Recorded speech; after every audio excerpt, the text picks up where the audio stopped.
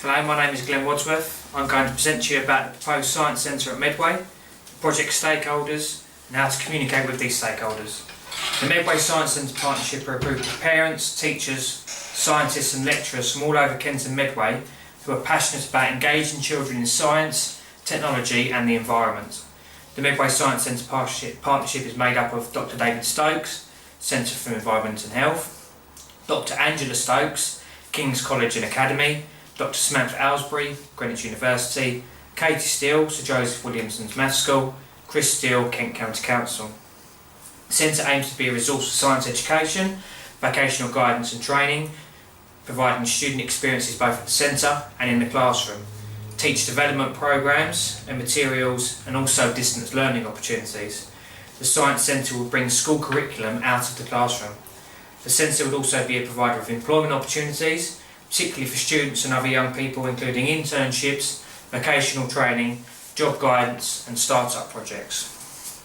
The Medway Science Centre Partnership believes that Pump House No. 5 in Chatham would be the ideal location for the Science Centre. The Pump House is located in Chatham Maritime, an established mixed-use community. This area is already home to the Dockside Shopping Centre, 319 berth luxury marina, multiplex Odeon cinema, Dickens World visitor attraction, restaurant, bar facilities, University at Medway campus, plus a new residential community of 1,650 homes. Pump House No. 5 is located on the western side of Lotharrian Way, approximately 150 metres north of the junction with Dockhead Road and immediately south of the Chatham Maritime Marine Lock. For a project to be successful, it is important that the client is able to manage project stakeholders from inception all the way through to completion. It is important that all project stakeholders are initially identified and addressed. Project stakeholders then need to be prioritised as to who needs what information and also when and how regularly they need that information. It is vitally important that project stakeholders are communicated with throughout the project, particularly at critical project stages. Project stakeholders have information and communication needs. Identifying the needs of the stakeholders and determining a suitable means of meeting these needs are important factors for project success. Effective communication is one of the most important factors contributing to the success of a project. While all projects share the need to communicate project information, the specific information needs and the methods of distribution will widely vary. The Medway Science Centre project will have a different range of stakeholders, and the way in which each stakeholder will also be different not only from each other, but also different from different types of projects. A project stakeholder is someone whose interests may be positively or negatively affected either by the work of the project or the outputs from the project. They will quite often gain a direct loss or benefit as a result of the project. Most project stakeholders are actively involved in the project or exert influence over the project or its deliverables. However, there are stakeholders who have no involvement whatsoever. An example of this would be a local resident who is disturbed by noise and dust during a construction project. Project stakeholders can be usually classified into two categories: internal and external stakeholders. Internal stakeholders are those who are in legal contract with the client, and external stakeholders are those who have a direct interest in the project. Typical examples of internal stakeholders are client, funders, customers, tenants, suppliers, architects, engineers and contractors. Typical examples of external stakeholders are local residents, local landowners, regulatory agencies, local government and national government. It is important to identify key stakeholders as early in the project as possible. The Science Centre at Medway will have its own collection of project stakeholders. These stakeholders will also require different information at different stages of the project.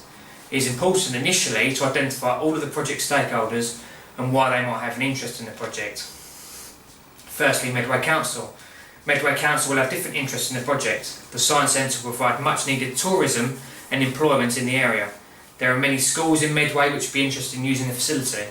The benefits the Science Centre could bring to the Council could persuade them to provide funding which would increase their interest as a stakeholder. Kent County Council. Kent County Council's interest will be similar to Medway Council. The Science Centre would increase tourism and provide not only jobs in Medway but also in the county. Schools from across Kent will want to come to Medway to visit the centre.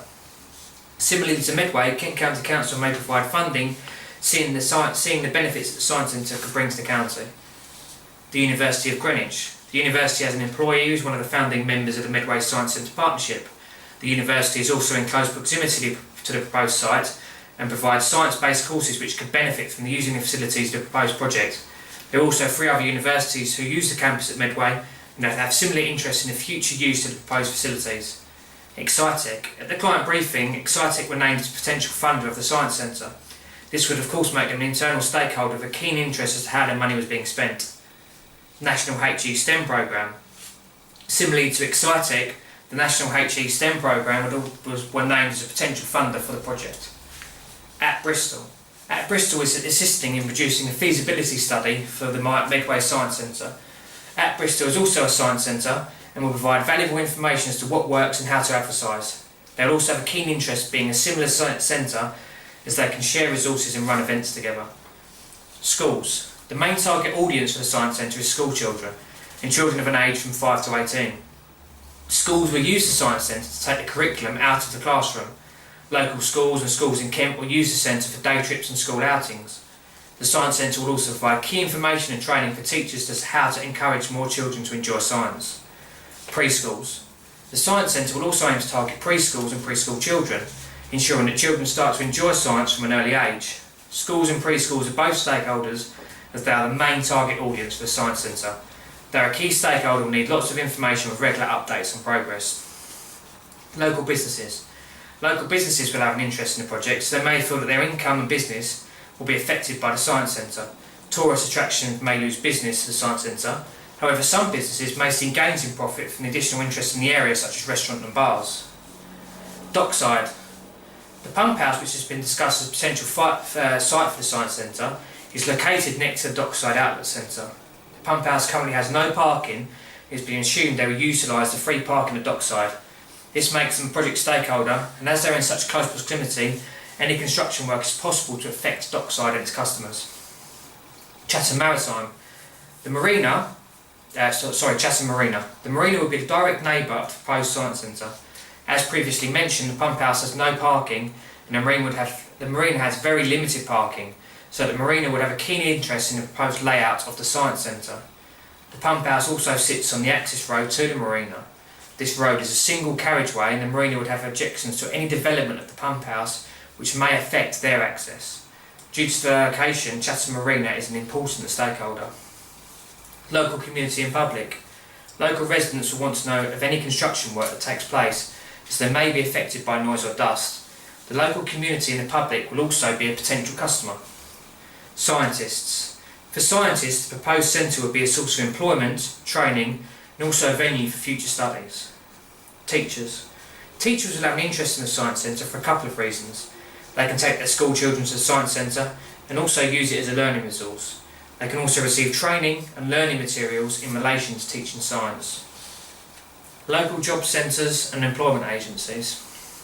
Local job centre and employment agencies will have an interest in the Science Centre because it will provide job opportunities to an area that currently has a high percentage of unemployment and is perceived as a relatively deprived area.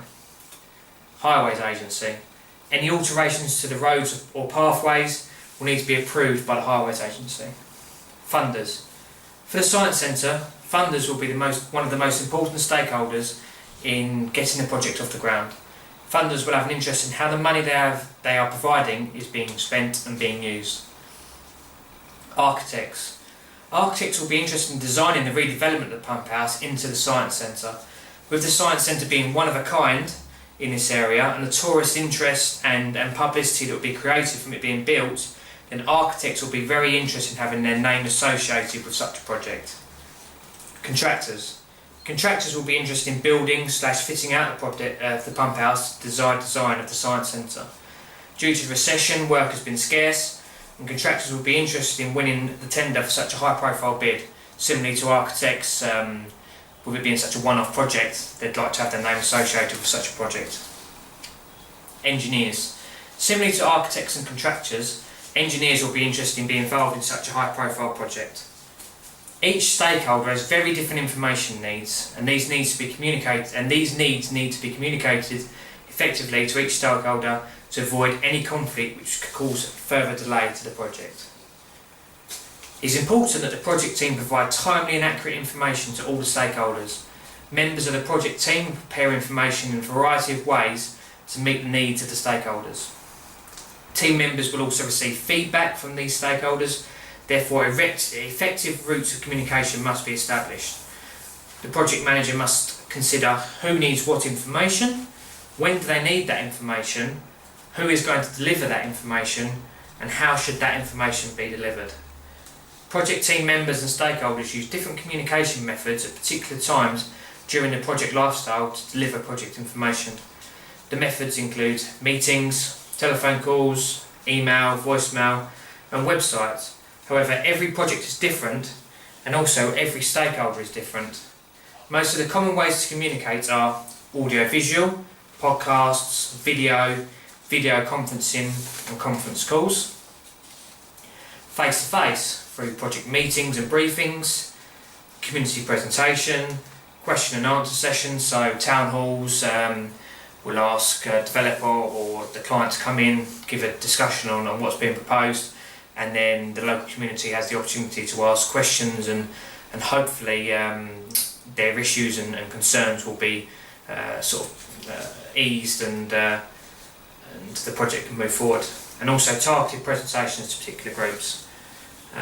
We've been in the 21st century, online is now used heavily, blogs, internet, project websites, emails, forum groups, and the social media, so Twitter, Facebook have kind of excellent ways now. Everyone uses them to publicise and promote a project.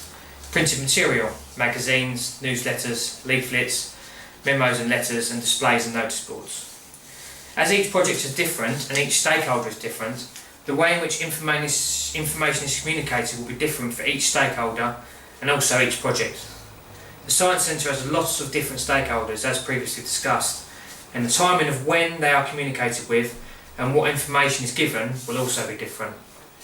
Here are the ways in which the Medway Science Centre Partnership communicate with its stakeholders.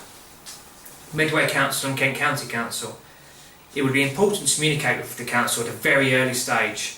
Face-to-face meetings, presentations, email and telephone dialogue initially will ensure that this important stakeholder receive the information they need. Throughout the project, further meetings and information through newsletters, the internet, project websites will provide information on progress. With the council being having such keen interest and the possibility of some potential funding, then information needs to be regularly kept up to date with this stakeholder, and quite importantly at a very early stage. The University of Greenwich. The University of Greenwich, being a local resident of the proposed site, will require updates of progress and notifications of any work commencing through letter drops, newsletters and other routes of notification. The university also runs science-based degree courses and will be interested in the possibility of using the proposed facilities. So initial meeting and presentation of design of facilities proposed will be a good way of increasing interest from the university. Excitec and National HE STEM Programme. Being potential funders, early meetings, presentations and project information such as drawings and outline planning and employers' requirements will provide funders with all the information they need to decide whether to provide any money to the project. Funders will also want constant dialogue in relation to progress through emails and telephone conversations. Newsletters, blogs, social media and a project website will provide additional information to the funders when required. At Bristol will need information regarding the project at the earliest opportunity to conduct their feasibility study. Location, proposed design, target audience, all of them all that information will need to be at the very, very earliest stage. This would be through presentations and emailing of relevant information. Schools and preschools. To gain interest from all the local schools, presentations to the school children would be a good way of securing excitement and interest in the project. Nowadays, school children love the internet, so online information and social media will increase interest in the project. Updates through newsletters and online blogs will also provide progress information. Newspapers, radio and TV advertising, once open, will then provide information on the Science Centre being open and the facilities that are on offer. Also competitions, so that school children can have the chance to have a product or win a competition, will also increase interest. Local businesses. Notification of works planned and works commencing is all the information that a local business should be provided. their interest in the project is not as a potential end user, so these notifications are all that are necessary. This can be done through notice boards and letter drops. Dockside and Chatham Marina. Due to the close proximity of the pump house and dockside and the Chatham Marina, early negotiations will take place. The pump house currently has no parking available. Meetings and discussions will be needed at inception to inform the two local residents of plans and anticipated number of visitors. Notifications of works commencing through notice boards and newsletters, as well as progress updates for project website and newsletters, will provide the information from then on. Local community and public. Group meetings, town hall question and answer sessions prior to constructions give the public opportunity and the local community the opportunity to receive all the information regarding the project and then the opportunity to voice any concerns. Notice board, newsletters and project website will then provide the public with information throughout the project. Similarly to the schools, once open, advertising will provide the public with the information needed regarding the finished science centre. Scientists and teachers. These stakeholders have an interest in the project for a training and resource perspective. Information can be provided to these stakeholders through online methods such as project websites or blogs, or through newsletters and group presentations highlighting proposed facilities. Local job centre and employment agencies. The only information that the local job centres and employment agencies will need is what jobs are being created and what experience and qualifications are needed to fill these positions. This information can be either emailed or sent through the post towards the later stages of the project. Highways agency. Notification of any planned works to the road or pathway is all that is needed. Emailing and hard copies of drawings and specifications sent through the post or online is the way to communicate with this stakeholder. Architects, contractors and engineers. Early meetings will be needed with all the design team to ensure that the employer's requirements are fully incorporated into the design and the build. Regular design team meetings and constant email and telephone dialogue will ensure this will happen. Quite often with such a high profile build and the interest that will be in it, competitions for architects to submit a bid and win the design, and then obviously contractors will be notified for a tender period and throughout the project through project team meetings and briefings. A good communication plan should always consider conflict management, which is designed to make issues between stakeholders more manageable. Project managers must minimise conflict through constant communication with the project team and project stakeholders. The more information project stakeholders have regarding the project or deliverable, the less likely last-minute conflicts, changes, complaints will cause any delay to the project. To conclude, for a project to be successful, it's important that the client is able to manage stakeholders from inception all the way through to completion, and also the initial stages of it being open to advertise and promote the business. The key to successful community involvement is communicating with external project stakeholders early and often. Each stakeholder is different and no project is the same, so it's important to remember that each stakeholder will need to have project information delivered to them in the most appropriate way. It's important to prioritise stakeholders, as some stakeholders need more information at an earlier stage than others. Funders, for example, need a lot more information at an earlier stage to a local coffee shop which is to be in close proximity to the site. There are many different ways to communicate with stakeholders, from audio-visual, telephone and video calls, face-to-face, meetings and presentations, online, project websites and social media, and printed materials such as newsletters, leaflets and notice boards. Identifying the needs of each stakeholder will then make it easier to determine the way in which information needs to be communicated. Just an example, if a client doesn't have the internet, then all of the information will need to be sent by post and from face-to-face meetings, telephone calls, rather than through email and through a project website.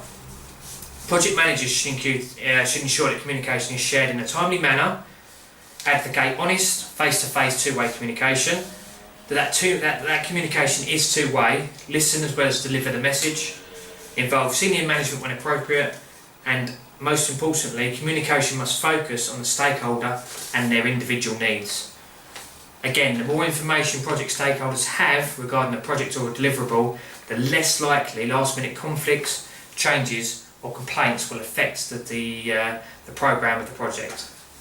The Medway Science Centre Partnership must engage stakeholders such as fundraisers, the local councils and the schools at the earliest possible opportunity.